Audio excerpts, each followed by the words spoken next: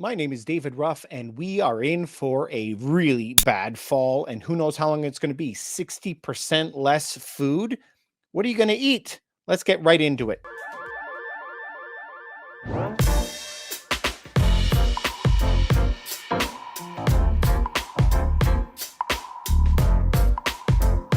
Today, we're going to be looking at a story, you guys, that is kind of shocking to me, being in Canada, where we have a lot of farmland. You know, Canada is this kind of wide country. We have stuff above New York and above Washington state, but everything in the middle is a lot of growing ground. We have a huge amount of arable land, and we make a lot of food that we export, a lot of it to the United States. Now, what is the problem? Let's jump straight into the story today. The story is this. Look here, Trudeau is pushing ahead with fertilizer reduction as the provinces and farmers are crying foul. Now, let's take a look at this story because this is going to create a lot of problems. So the provincial government is wanting to move ahead. The ministers are expressing frustration with the Trudeau government over plans to effectively reduce fertilizer by Canada's farmers to fight climate change. If we go down a little bit, this hasn't happened yet, but the meeting of the federal and provincial ministers wrapped up in Saskatoon. I know it's a funny name, right? Over in Canada, the federal government is looking to impose a requirement to reduce nitrous oxide emissions. So that's what they're actually looking from fertilizers, saying it is a greenhouse gas contributing to climate change. The Trudeau government says it wants a 30% reduction in emissions, not fertilizer. But the farm producers are pointing out that reducing nitrous oxide emissions cannot be done without the fertilizer use. So are we really understanding what all of that means to me and you? So we have to understand that we can make certain types of fertilizers that need certain types of crops. So some fertilizer is made out of potash, which Canada makes. Some fertilizers are made from fuel and natural gas. Like that's why Russia is a huge exporter of fertilizers. And that's why all the food prices that we are seeing in 2020 are going absolutely crazy. We can't get that fertilizer out. So fertilizer is this beautiful thing that is able to support billions of people. Fertilizer triples the crop output, depending on the crop, obviously, but as a round number, it triples the output. That's a lot of calories, and the world needs more and more calories. There's a lot of countries that are going hungry even today, but it's going to get worse. So this is happening all over the place, that we are cutting carbon in different areas. This is not a political show, left or right. We need food, right? So this is not the only place that is in Canada either.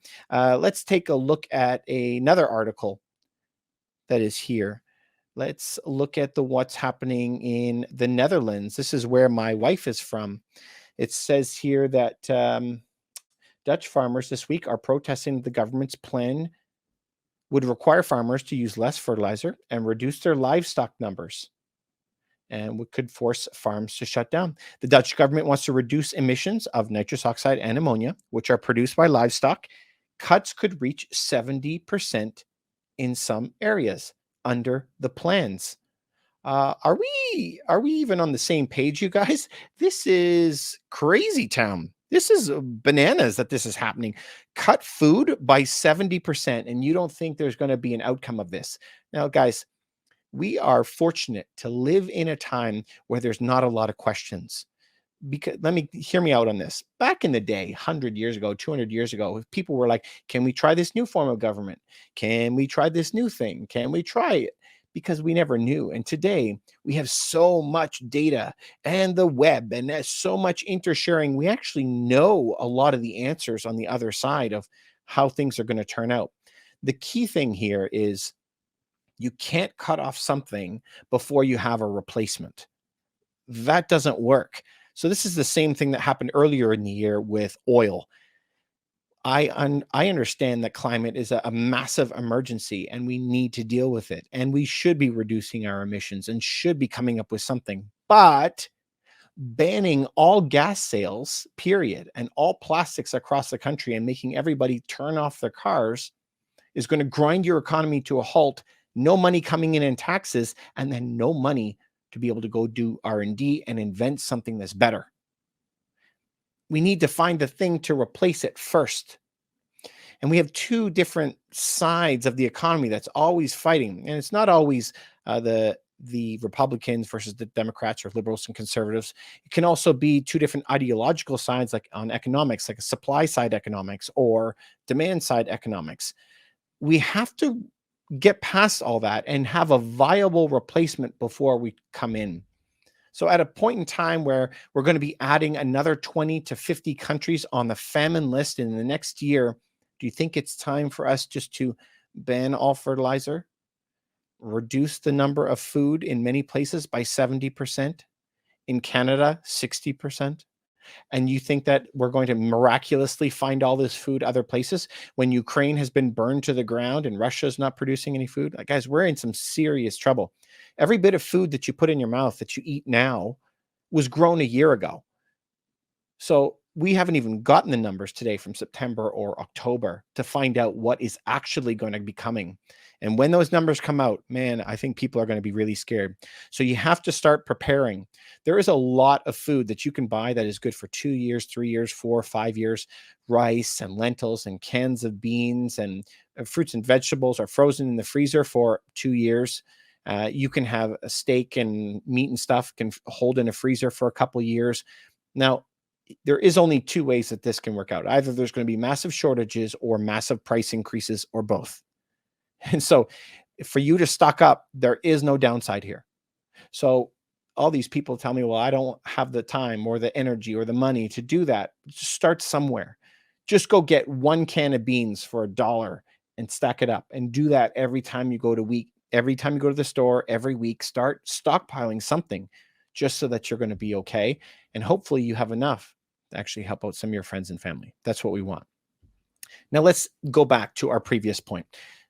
There is already Canada trying to reduce all of its fertilizer. We already have the situation where Sri Lanka has given us some forethought on that. This is where we should be taking pause.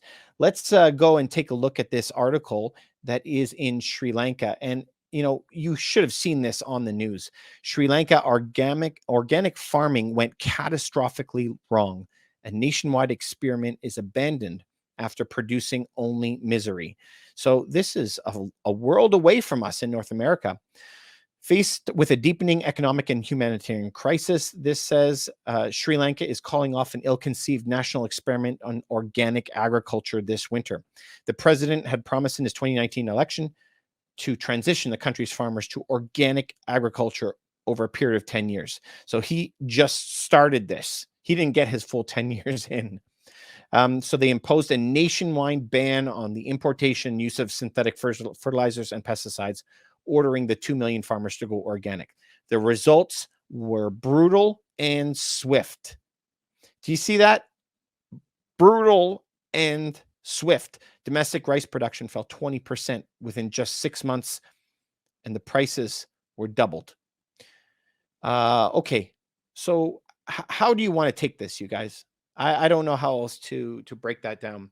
The results are brutal and swift. And how fast is brutal and swift? 1 season. 1. Remember, when they grow something in 2020, we eat it in 2021. When you grow it in 2021, we probably are eating it in 22. So the 60 to 70% food reduction is a big, big problem. It can hit you really fast. But when prices do not go up 60, 70% if the volume goes down 60, 70.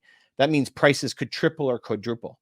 So we're heading into a time, the worst in my lifetime I've ever seen, of massive food insecurity, and we have to do something to figure it out. I do wish we had a better option than using fuel to make fertilizer to grow food that could make more greenhouse gases. I don't want that either. But the idea of letting millions, if not a billion people starve, that's not a really good idea either. Do you guys agree with me? I'm just wondering. I'm always here for your health, wealth, and happiness, like I always say, and health is always that first thing. I want you to be okay. Let me know if you agree with these types of policies. I'd like to know out of our listeners who agrees with this and who doesn't. Anyway, I'll see you guys on the next video. Thanks for stopping by.